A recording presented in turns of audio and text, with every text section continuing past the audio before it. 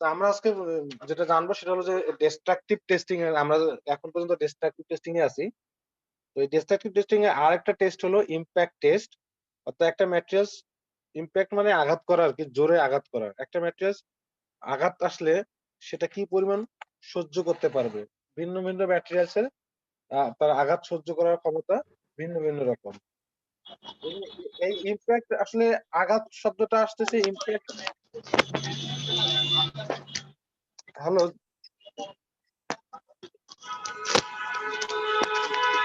ইয়ে করো, মিউট করো।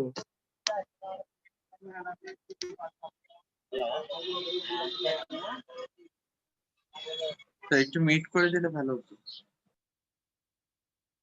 হ্যালো, যার কথা বলার প্রয়োজন হবে আনমিউট করে কথা বলিও। আচ্ছা দেখো, আমরা আজকে মানে এভাবে ক্লাসে ডিস্টার্ব হলে তখন কনসেন্ট্রেশন ঠিক থাকে না। মানে আমি যেটা বোঝাচ্ছি তখন সেটা হারায় যায়। তো আমরা ভিন্ন, ভিন্ন ম্যাটেরিয়ালস এ তার আঘাত সহ্য করার ক্ষমতা ভিন্ন রকম। এখানে যে ইমপ্যাক্টটা আসতেছে, এই ইমপ্যাক্টটা এখানে অবশ্যই নিউটনের যে সেকেন্ড ল আছে সেটা জড়িত, এবং এই ইমপ্যাক্টের সাথে ফোর্স জড়িত এবং টাইম জড়িত। এবং এখানে নরমালি আসলে ইমপ্যাক্ট আসতেছে এই কারণে যে জোরে আঘাত করা এবং জোরের সাথে স্পিডে, মানে খুব অল্প সময়ের ভিতরে যে আঘাতটা হয় সেটাই ইমপ্যাক্ট টেস্ট। তোমরা হয়তোবা ফিজিক্স এর কিছু ম্যাথ করছিলা, এই যে ভরবেগের কিছু ম্যাথ করছিলা, সেখানেও ইমপ্যাক্টের বিষয়টা জানো। ইমপ্যাক্ট হলো যে খুব অল্প সময়ের ভিতরে যে আঘাতটা করা হয়, সেটাই হচ্ছে ইমপ্যাক্ট আসলে। এখন আমরা প্রতিটা ম্যাটেরিয়ালস এর তার ভিন্ন ভিন্ন আহ সহ্য ক্ষমতা আছে, যার জন্য আমাদেরকে ম্যাট্রিক্স টেস্ট করতে হয়। যে আসলে আমরা যদি কোনো ধরনের ম্যাট্রিক্স তৈরি করি বা কোনো ইন্ডাস্ট্রিতে ম্যাট্রিক্স ব্যবহার করি, সেটা কি পরিমাণ ইমপ্যাক্ট দিচ্ছে বা কি পরিমাণ ইমপ্যাক্ট ফোর্স সহ্য করতে পারবে, সেটার জন্যই আমরা ম্যাট্রিক্স টেস্ট করতে হয়। ঠিক আছে? এখন মানে রড, আয়রনের এক ধরনের সহ্য ক্ষমতা, তারপরে কংক্রিটের ভিন্ন ধরনের সহ্য ক্ষমতা, কাঁচের এক ধরনের সহ্য ক্ষমতা। এইজন্য ভিন্ন, ভিন্ন হওয়ার কারণে আমাদেরকে প্রতিটা ম্যাটেরিয়ালস টেস্ট করতে হয়। যখন ম্যানুফ্যাকচারাররা ইন্ডাস্ট্রিতে যখন তারা রড প্রোডাকশন করে, রডের তার সহ্য ক্ষমতা ঠিক আছে কিনা সেটা প্রতিটা মানে বাল্ব থেকে একটা করে স্যাম্পল বা ২ থেকে ৪ টা স্যাম্পল কালেক্ট করে তারা সেটা টেস্ট করে। এবং ইমপ্যাক্ট আমরা দেখি ইমপ্যাক্ট টেস্টের ডেফিনিশনটা কি বলতেছে। In mechanics, an impact is a high force or shock applied over a short time period when two or more bodies collide. হ্যাঁ, ২ টা বডির সাথে যে আঘাত করা হয় এবং একটা শর্ট টাইম, খুব অল্প সময়ের ভিতরে যে ফোর্স এপ্লাই করা হয়। Such a force or acceleration usually has a greater effect than a lower force applied over a proportionally longer period. অর্থাৎ এই যে এটা এখানে এটাই মিন করতেছে, আহ যদি ধরো যে একই মানের ফোর্স একটা প্রপোর্শনালি মানে ধীরে ধীরে দিচ্ছি বা ধীরে ধীরে বাড়াচ্ছি, আবার তাহলে ধীরে ধীরে দিচ্ছি মানে এখানে টাইম বেশি লাগতেছে। আবার ওই সেম ফোর্সে যদি আমি একটু অল্প সময়ের ভিতরে দিয়ে আঘাত করি, তা সেটা একটা গ্রেটার ইম্প্যাক্ট পড়ে আর কি। মানে মানে বড় ধরনের বিষয় পড়ে, বড় ধরনের আহ এক্সেলারেশন আসে আর কি। এটাই আসলে ইম্প্যাক্ট বলতেছে, যে অল্প সময়ের ভিতরে যে ফোর্সটা অ্যাপ্লাই করা হচ্ছে। The effect depends critically on the relative velocity of the bodies to one another. আমরা যখন ওই যে তোমাদের ম্যাথ গুলো করছিলাম ফিজিক্স এর, যে একটা বস্তু m1 m1 u1 plus m2 u2 is equal to m2 v2 m1, এই ফর্মুলাটা মনে আছে কিনা তোমাদের? ভরবেগের একটা অঙ্ক করলে না? m1 v1 আচ্ছা, m2 m1 u1 plus m2 u2 is equal to m1 v2 plus v1 তারপরে প্লাস m2 v2। এটা মনে আছে না, যে আঘাত করার পরে তারা ভিন্ন দিকে চলে গেল, তাহলে ভরবেগের পরিবর্তনের সূত্রটা। হ্যাঁ হ্যাঁ হ্যাঁ, ঠিক এটাই বলতেছে আর কি। তারা আঘাত করার পরে তারা রিলেটিভলি একটা জায়গা থেকে আরেক জায়গায় ভিন্ন ভিন্ন গতিবেগ প্রাপ্ত হয়। বুঝতে পারছো? এরপর যে বন্দুকের যে ম্যাথ গুলো করছিলাম, বন্দুকের নল থেকে গুলি বাইর হচ্ছে, সেটার প্রতিক্রিয়া বলটা কত, বিপরীতমুখী বলগুলো কত, এই যে এগুলো থেকে আসলে ইম্প্যাক্ট কতটা আসতেছে। কিন্তু ইম্প্যাক্ট সেম বিষয়, বাট একটা shorter period of time, 0.1 second বা 1 সেকেন্ড বা 1 সেকেন্ডের আরো অনেক কম, এই এই সময়ের ভিতরে কোন বস্তুর উপর যে আঘাতটা আসে সেটাই আসলে ইম্প্যাক্ট মিন করতেছে। এটা হলো যে ফিজিক্স এর ভাষা বা মেকানিক্স এর ভাষা। ঠিক আছে?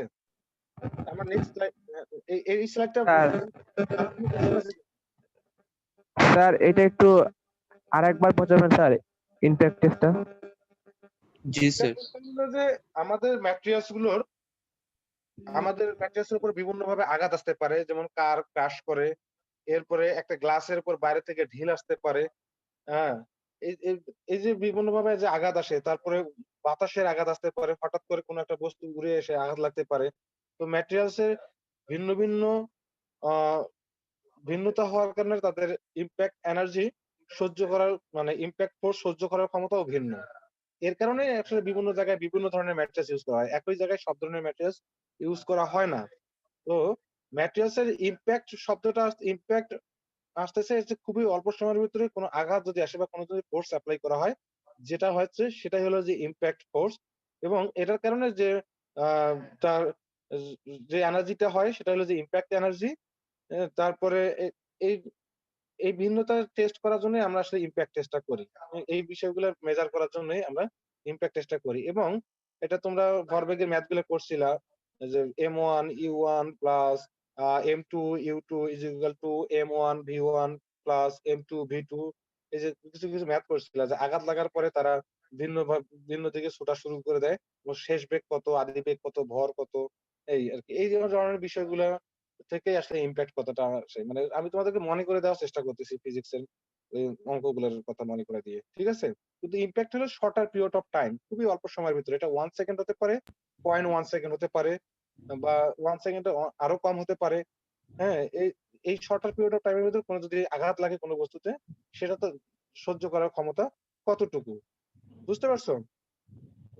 দুইটা কার যখন পরস্পর ক্র্যাশ করে, বা আমরা তো নর্মালি যে অ্যাক্সিডেন্ট গুলো দেখি, যে অ্যাক্সিডেন্ট গুলোর কথা শুনি যে একটা বাসের সাথে একটা ট্রাকের সংঘর্ষ, এইগুলো কিন্তু যে খুবই অল্প সময়ের ভিতরেই ঘটে, যার কারণে বড় ধরনের একটা অ্যাক্সিডেন্ট ঘটে।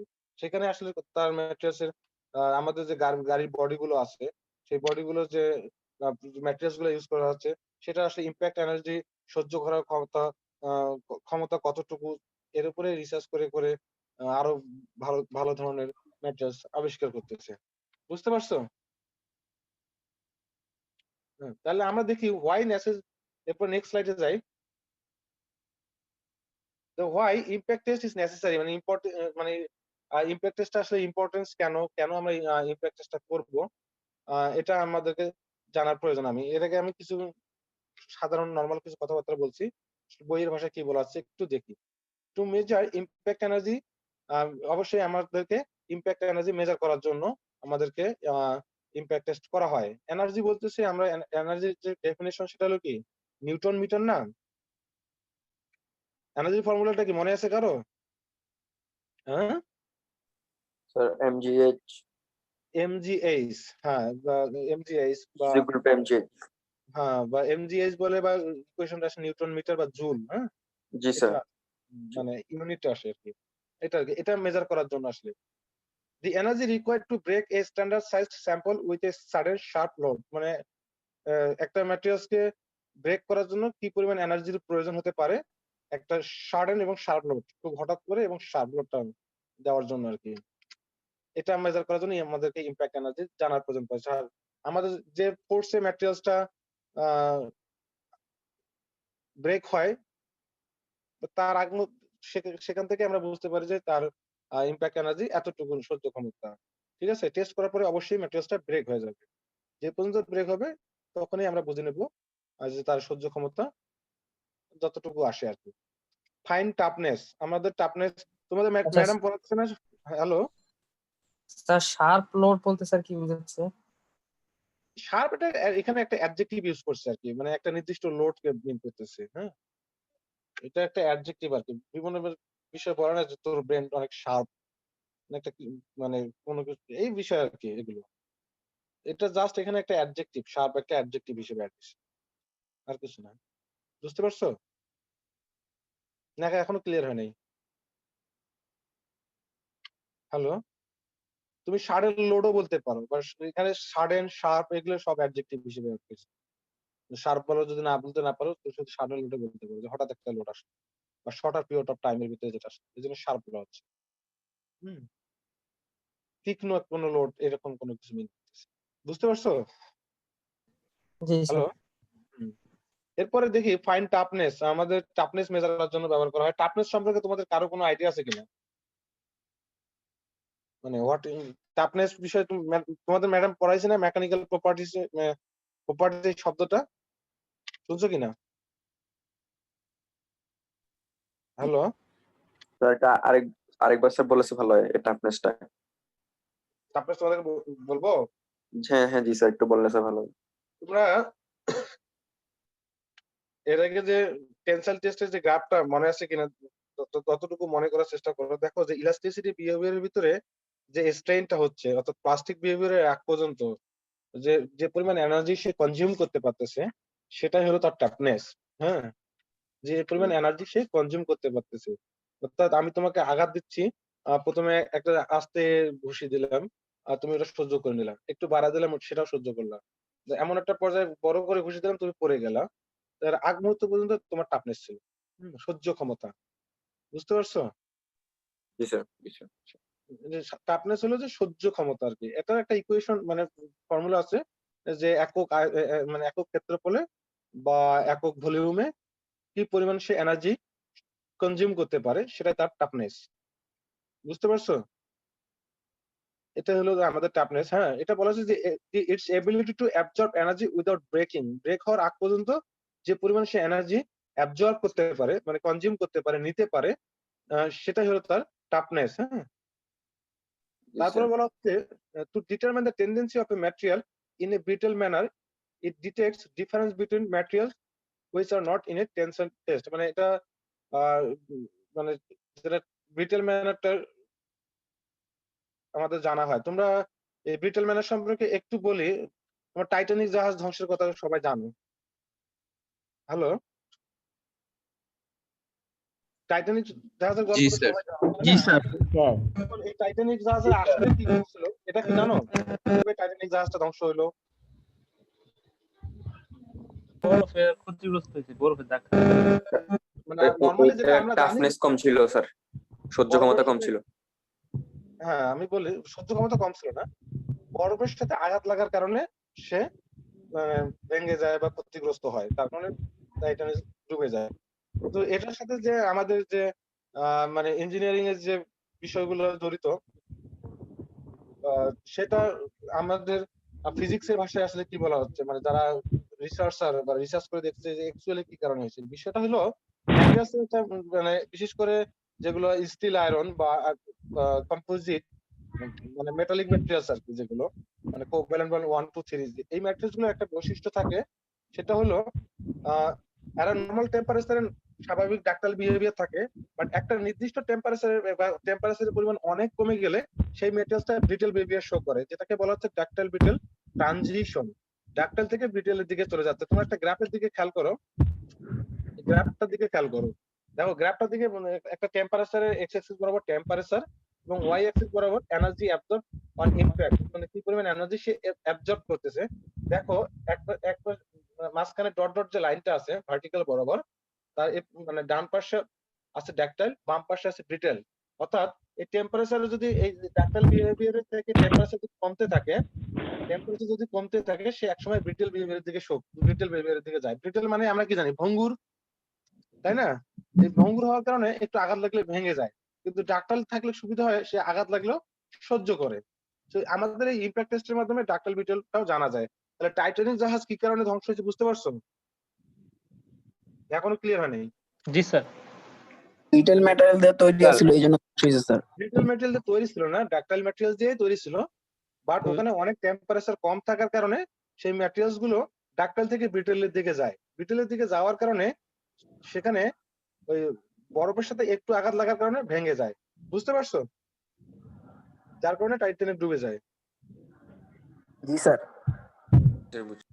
তাহলে একটা প্রতিটা ম্যাটেরিয়ালস এর মানে বিশেষ করে আমাদের যে মেটাল ম্যাটেরিয়ালস গুলো আছে যার কোভ্যালেন্ট 1 2 3, সেই মেটাল ম্যাটেরিয়ালস গুলোকে যদি নরমাল টেম্পারেচার স্বাভাবিক অবস্থায় তারা ডাক্টাইল বিহেভিয়ার শো করে, যদি টেম্পারেচার কমানো হয় তার টেম্পারেচার কমানো হয় তাহলে সে একটা পর্যায়ে ডাক্টাইল থেকে ব্রিটেলের দিকে যায়। এটা ইট ডিপেন্ডস অন সে আসলে কোন টেম্পারেচারে ডাক্টাইল থেকে ব্রিটেলের দিকে যাবে, এটা ভ্যারি করে বিভিন্ন ম্যাটেরিয়ালসে।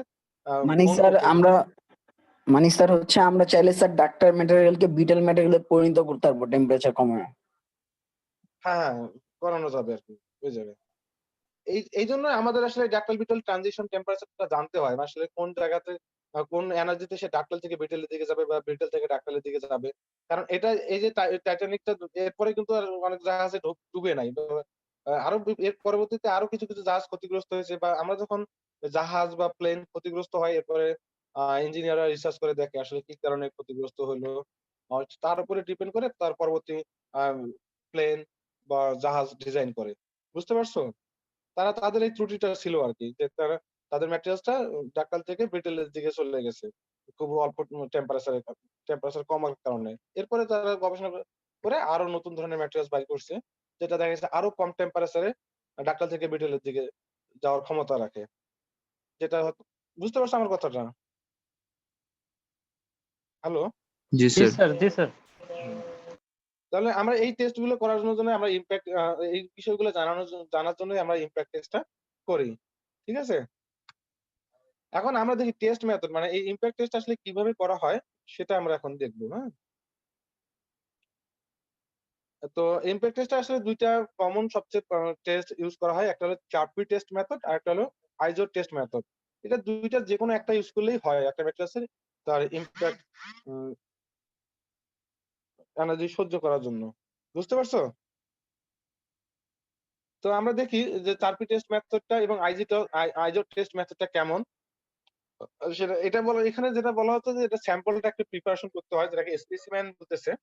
আর সেই স্যাম্পলের সাইজটা কতটুকু হবে সেটা। মূলত সার্ফি টেস্ট করার জন্য স্যাম্পলের সাইজটা হয় আ ১০ মিলিমিটার প্রস্থ, তারপরে আবার ১০ মিলিমিটার উচ্চতা এবং 55 মিলিমিটার দৈর্ঘ্য, এবং মাঝখানে একটা নস তৈরি করা হয়, যেটাকে ভি শেপ নস করা হয়। দেখো এখানে একটা ভি শেপ দেখতে পাচ্ছ না, যে 55 মিলিমিটারের দিকে তাকাও। ডান পাশের ফিগারের দিকে তাকাও। হ্যালো? জি স্যার, দেখতেছি স্যার। এই যে জি এখানের দিকে স্যার। তাকাও। এই জায়গাটার দিকে তাকাও। এই যে ভি শেপ যে এটাকে বলে নস, হ্যাঁ? এই যে ভি শেপ করা হয়েছে, দেখছো? এই যে এই জায়গাটায়। হুম? এই যে ভি শেপ করা হয়, এটা করার স্পেশাল, এটা 45 ডিগ্রি অ্যাঙ্গেলে করা হয়। ঠিক এই জায়গাতেই আঘাত করা হয়, এবং যে জায়গাতে এই নস করারও একটা কারণ আছে। আ নরমালি একটা এই নস কি জন্য করা হয়, আমি এটা তো দেখা যাচ্ছে যে এই নসটা না করে 45 ডিগ্রি যে মাঝখানে যে খাঁজটা আছে, ভি শেপ যে খাঁজটা আছে সেটা না করে সে সরাসরি টেস্ট করতে পারত। বাট এটা না করার স্পেশাল একটা কজ আছে। এরপরে আরেকটা জাহাজ ধ্বংস হয়। আমার জাহাজটার কথা মনে নাই। সেটার বিষয়টা হলো যে এরকম, তার সেটা কেস স্টাডি করে এটা পাওয়া গেছে যে নরমালি যদি একটা ম্যাটেরিয়ালস এর ডিফেক্ট থাকে, তো কোন জায়গায় ধরো যে একটা ম্যাটেরিয়ালস ফুললি ভালো আছে, তো কোন একটা জায়গায় তার একটা ছোট্ট একটা ছিদ্র আছে, বা যেটা নস বলে, বা কোন একটা জায়গায় তার ডিফেক্ট আছে, অল্প পরিমাণ ডিফেক্ট আছে। তো সে ম্যাটেরিয়ালসটা এনার্জি সহ্য করতে করতে সে এনার্জিটা কনজিউম কোন জায়গায় হয়, সবগুলো এনার্জি গিয়ে ওই জায়গায় জমা হয়। বুঝতে পারছো? স্যার ঠিক এটা কেন এমন হয়? হ্যাঁ, ওই ডিফেক্ট জায়গাটা থেকেই এনার্জিটা জমা হয়। হ্যাঁ? এটা ওই যে বাংলা কথা হলো খোঁড়ার পা খালে, একটা কথা আছে না? জি স্যার। বুঝতে পারো নাই? তুই মানে অর্থাৎ তোমার যেখানেই বিপদ সেখানে আরো বড় ধরনের বিপদ কনসেনট্রেট করে। ঠিক সেই রকম ম্যাটেরিয়ালস এর ক্ষেত্রেও দেখা যাচ্ছে যে ওই কোথাও যদি কোন ধরনের ডিফেক্ট থাকে, তো সমস্ত এনার্জি সবাই ওখানে গিয়ে জমা হতে থাকে। সেই জায়গায় এনার্জিটা স্টোর হয়ে থাকে। হুম? যে পরিমাণে সে এনার্জি কনজিউম করতেছে সেটা স্টোর হয়ে থাকতেছে ওই ডিফেক্ট জায়গায়। সেটা ডিসেমিনেট হয় না। ওই ডিফেক্ট থাকার কারণে তার পুরো বডিতে তার মানে ডিসপারেট হয় না। সমানভাবে বিভক্ত হয় না। ঠিক ওই জায়গায় গিয়ে এনার্জিটা কনজিউম হয়। যার কারণে এই একটা নস তৈরি করা হয়, যে আসলে ঠিক এই জায়গায় আমাদের এনার্জিটা কতটুকু। বুঝতে পারছো? জি স্যার।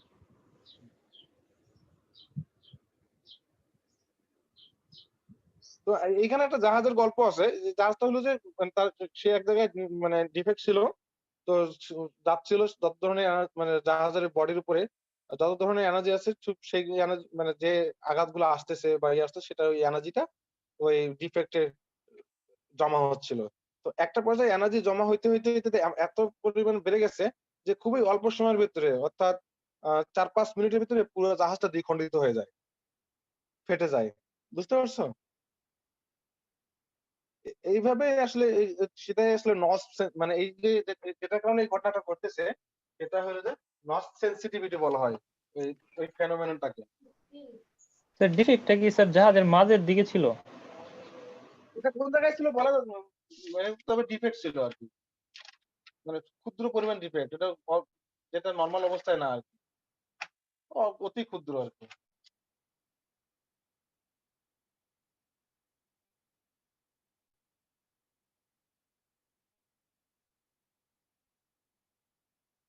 আর নর্মালি একটা ডাক্টাইল ম্যাটেরিয়ালসে যদি নস থাকে সেই ম্যাটেরিয়ালসটা ব্রিটেল বিহেভিয়ার শো করে, বুঝতে পারছো? তো এই কথাটা মনে রাখবা, যদি কোনো ম্যাটেরিয়ালসে কোনো ধরনের নস বা ডিফেক্ট থাকে কোনো ডাক্টাইল ম্যাটেরিয়ালসে, সেই ম্যাটেরিয়ালসটাও ব্রিটেল বিহেভিয়ার শো করে। এই যে সে ব্রিটেল অল্প একটু আগাতে পুরো জাহাজটা দ্বিখণ্ডিত হয়ে গেল, মানে সে সঙ্গে সঙ্গে ডাক্টাইল ম্যাটেরিয়ালস হওয়া সত্ত্বেও সে ব্রিটেল বিহেভিয়ার শো করছে। তাহলে ব্রিটেল বিহেভিয়ার কি কি কারণে শো করতে পারে বুঝতে পারছো? টেম্পারেচার যদি কমানো থাকে, তার নির্দিষ্ট ডাক্টাইল ব্রিটেল ট্রানজিশন টেম্পারেচার থেকে যদি টেম্পারেচার কমানো থাকে তাহলে সে ডাক্টাইল থেকে ব্রিটেলের দিকে যাইতে পারে। অথবা কোনো ধরনের নস থাকলে বা কোনো ধরনের ডিফেক্ট থাকলে, আমরা নস ডিফেক্টটাকে নস বলতেছি, নস থাকলে সেটা ডাক্টাইল থেকে ব্রিটেলের দিকে যাইতে পারে। আমরা নর্মালি ম্যাটেরিয়ালস কখনোই চাই না যে ব্রিটেল হোক, বুঝতে পারছো? আমরা সবসময় চাই ম্যাটেরিয়ালস ডাক্টাইল হোক, ডাক্টাইল হলে তার সহ্য ক্ষমতা বেশি, এনার্জি কনজিউম ক্ষমতাও বেশি। বাট ব্রিটেল বিহেভিয়ার আমরা এই যে আমাদের গ্লাস ইউজ করি, তারপরে টাইলস ইউজ করি, সেটা তো আমরা কিন্তু চাই না যে সেটা ব্রিটেল হোক। যদি গ্লাস বা টাইলস ব্রিটেল না হইতো তাহলে আরো বেশি টেকসই হইতো। অল্প কিন্তু আমাদের ওখানে তার ওন প্রপার্টিজ, সেটা ম্যাটেরিয়ালস এর ওন প্রপার্টিজ, সেটা ব্রিটেলেই, সেটা পৃথিবীর আজ পর্যন্ত এখন পর্যন্ত গবেষণা করে ডাক্তাইল করা সম্ভব হয় নাই। কিন্তু যেহেতু আমার গ্লাস আলো প্রতিসরণ হয়, সেটা আমাকে ইউজ করতেই হবে, তার কারণে ইউজ করা হয়, বুঝতে পারছো? জি স্যার।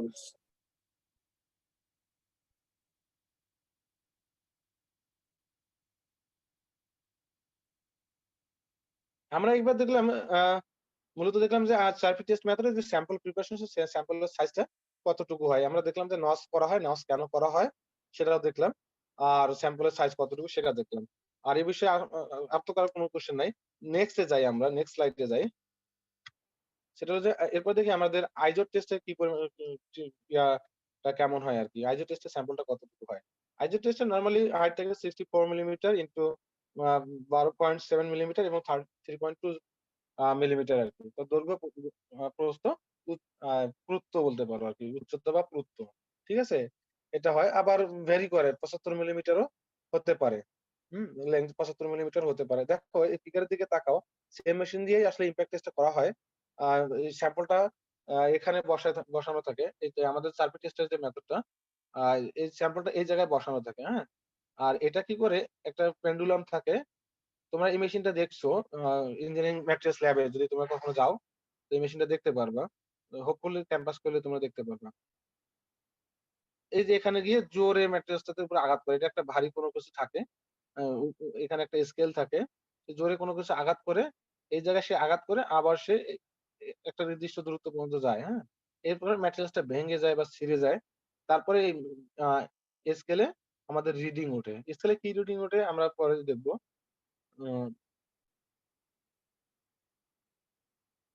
বুঝতে পারছো? কার কোনো কোশ্চেন? হ্যালো? স্যার এটা একটু ডিটেইলস বলা যাবে? আরেকবার এটা ডিটেইলস আপাতত তোমার স্যাম্পল সাইজটা দেখো। আর ডিটেইলস কি যে মানে এখানে বসায় দেওয়া থাকে, এখানে জাস্ট একটা মানে খুবই সোজা আরকি। এই জায়গায় স্যাম্পলটা বসানো থাকে। এটা ৩ টে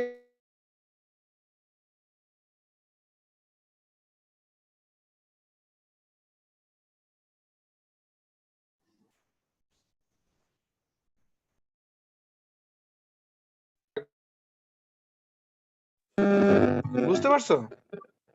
স্যার কিছু শুনতে পারি নাই। হ্যাঁ? নেটে প্রবলেম হয়েছে স্যার। স্যার আপনার নেটে প্রবলেম, নেটের প্রবলেম শোনা হচ্ছে। যায় না স্যার। আমি মোবাইলের পার্সোনাল ইন্টারনেট ইউজ করতেছি, আবার ওয়াইফাই ইউজ করতেছি। তারপরে যদি এত তাহলে এখন আর আমার হাতে কোনো কিছুই করার নেই। স্যার বর্তমানে মানে নেট কানেকশনে খুবই প্রবলেম। একটা দেখলাম, পত্রিকাতে দেখলাম 18 অক্টোবর থেকে নাকি দৈনিক 3 ঘন্টা করে নেট অফ থাকবে। হয়তো বা আমার মোবাইলের চার্জও শেষের দিকে আসতেছে। আচ্ছা যাই হোক এই টেস্টটা তোমরা করলে বুঝতে পারবা। কোনো কোয়েশ্চেন থাকলে পরে করিও, হ্যাঁ? আমি শেষ করি। এরপরে দেখো চারপি টেস্ট মেথডটা আসলে কিভাবে করা হয় সেটা দেখাচ্ছি। আমি প্রতিটাই একই বিষয়। যে Charpy impact test also known as Charpy V notch test, মানে ভি শেপে নস করা হয় এজন্য বলছে Charpy V notch test is a standardized high standard test which determines the amount of energy absorbed by a material during fracture. এই same কথা আর কি। Fracture হওয়ার পরে the specimen is set like a simple support beam. আমাদের simply support বিম দেখছো? Normally ধরো যে দুই দিকে দুইটা কলাম আছে, মাঝখানে একটা বিম আছে। ফিগারের দিকে তাকাইলে বুঝতে পারবা। এর মতো করে আসলে ধরা হয়। হ্যাঁ, এখানে বসানো হয় ঠিক এই জায়গায়। হ্যাঁ, এটা জুম দেখাইছে আর কি। এখানে বসানো হয়, এখান থেকে এটা আঘাত করে আর এখানে মিটারে রিডিং শো করে। জাস্ট এটাই আর কি। এর তেমন কোনো কিছু না আর। এর আগে যেটা বুঝাইলাম ঠিক সেটাই। বুঝতে পারছো? আসলে কিভাবে টেস্টটা করা হয়? প্রথমে আমাদের স্যাম্পল ফিগারের দিকে তাকালে বুঝতে পারবা। হ্যাঁ, প্রথমে আমাদের স্যাম্পলটা প্রিপারেশন করতে হয়। অবশ্যই আমাদের স্যাম্পল সাইজ, তারপরে ভিনস কতটুকু হবে এটা প্রিপারেশন করা হয়। তারপরে স্যাম্পলটা ঠিক ওই জায়গায় প্লেস করা হয়। এখানে এই স্যাম্পলটা প্লেস করা হয়। এই জায়গায় স্যাম্পলটা প্লেস করা হয়। ঠিক আছে? এরপরে কি বলা হচ্ছে?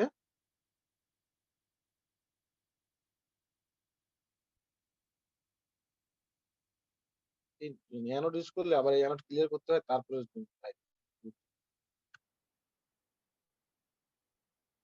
তারপরে রেকর্ড দ্য ইনিশিয়াল। প্রথমে এই যে আমাদের যে মিটার আছে, মিটারে একটা এই যে কাঁটাটা আছে, সেই কাঁটাটা আসলে ঠিক কোন জায়গায় আছে সেটা রেকর্ড করা হয়। এরপরে মুভ দ্য প্যান্ডুলিয়ামটা ছেড়ে দেওয়া হয়। Pull on the red handle brake. হ্যাঁ, একটা রেড হ্যান্ডেল থাকে, সেটা তুলে ফেলতে হয়। রেকর্ড ইট আউটকাম ডিসপ্লেতে রেকর্ড করা হয়। এরপরে সেটা একটা ক্যালকুলেশন আছে যে সেটারে আসলে ইম্প্যাক্ট এনার্জি কতটুকু হলো। তো এই ফিগারের দিকে তাকাও। এটাতে এই যে একটা নির্দিষ্ট উচ্চতায় ফেলে দেওয়া হয়। এখান থেকে এখানে আঘাত করে স্পেসিমেনে, তারপর একটা নির্দিষ্ট দূরত্বে যায়। ঠিক আছে? এরপরে মিটারে একটা রিডিং শো করে এবং বস্তুটার যে ভর সেটা আমরা আগেই জানি, জির মান আমরা আগেই জানি। এরপরে এইচটা দেখো, এইচটা প্রথমে ক্যাপিটাল এইচটার দিকে তাকাও আর স্মলার এইচটার দিকে তাকাও। বুঝতে পারছো? এটা হলো যে ক্যাপিটাল এইচ এর হাইটটা আগে মেজার করা, ঠিক কতটুকু উচ্চতায়, এরপরে স্মলার এইচটা মেজার করা হয়। ঠিক আছে? আর ইমপ্যাক্ট টেস্টটা করার পরে স্যাম্পলটা ঠিক এরকম দেখতে হয়। হুম? এটা তারপরে এমজিএইচ মাইনাস এমজিএইচ, তার মানে আমাদের সেটার ইমপ্যাক্ট এনার্জি কতটুকু সেটা আমরা পেয়ে যাবো। তো mass of pendulum, G accelerations, আর এইচ ক্যাপিটাল এইচ হলো যে প্রথমে যে উচ্চতার দিকে উঠানো হয় সেটার হাইট, এরপরে আঘাত লাগার পরে ঠিক ঠিক কতটুকু উচ্চতায় উঠলো সেটার হাইট। বুঝতে পারছো? এই যে ১ নাম্বার ইকুয়েশনটা বুঝছো কিনা? জি স্যার। এরপরে আমাদের যে টাফনেস অফ ম্যাট্রিক্স, এর আগে বলছিলাম যে টাফনেস হলো যে পার এরিয়াতে বা পার ভলিউম, এখানে এরিয়া বলতে পারো, ভলিউমও দিতে পারো। যে পরিমাণ এনার্জি কনজিউম করা হচ্ছে সেটা হলো টাফনেস। তাহলে ওই যে ইমপ্যাক্ট এনার্জিটা পাইলাম সেটা তার সাথে এরিয়া দ্বারা ভাগ করলে আমরা টাফনেস পাওয়া যাবো। এটা হলো সিম্পল একটা ক্যালকুলেশন।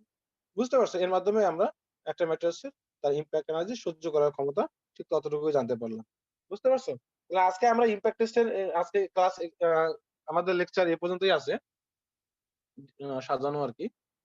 আহ, তারপরে আমি শুরু থেকে একটু ভার্বালি বলতেছি, আমরা আজকে ইমপ্যাক্ট টেস্ট করলাম। ইমপ্যাক্ট টেস্ট হলো যে একটা ম্যাটেরিয়ালসের ইমপ্যাক্ট এনার্জি সহ্য করার ক্ষমতা কতটুকু। এখন ইমপ্যাক্ট এনার্জিটা হলো যে ইমপ্যাক্ট এনার্জি জানতে গেলে আমাদের ইমপ্যাক্ট ফোর্সটা জানতে হবে। ইমপ্যাক্ট ফোর্সটা হলো যে খুব অল্প সময়ের ভিতরে কোনো বস্তুর উপর যদি যে আঘাতটা লাগে সেটাই হলো যে আমাদের ইমপ্যাক্ট ফোর্স। হ্যাঁ, ইমপ্যাক্ট ফোর্স, এবং ফোর্স থেকে আমাদের যে দূরত্ব সেটাতে আমাদের এনার্জি পাচ্ছি। আর এটা একক কি হবে বলো তো? ইউনিট কি হবে?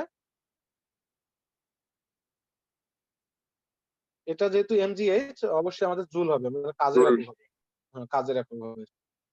তোমাদের ইউনিটের অবশ্যই বেসিক গুলো জানবা যে মূলত সবকিছু আসলে স্টার্ট হয় ফোর্স থেকে। হ্যাঁ, নিউটন, এরপরে নিউটন মিটার, এরপরে নিউটন মিটার পার সেকেন্ড বা ওয়াট, বা নিউটন মিটারকে আমরা জুল বলতেছি। হুম।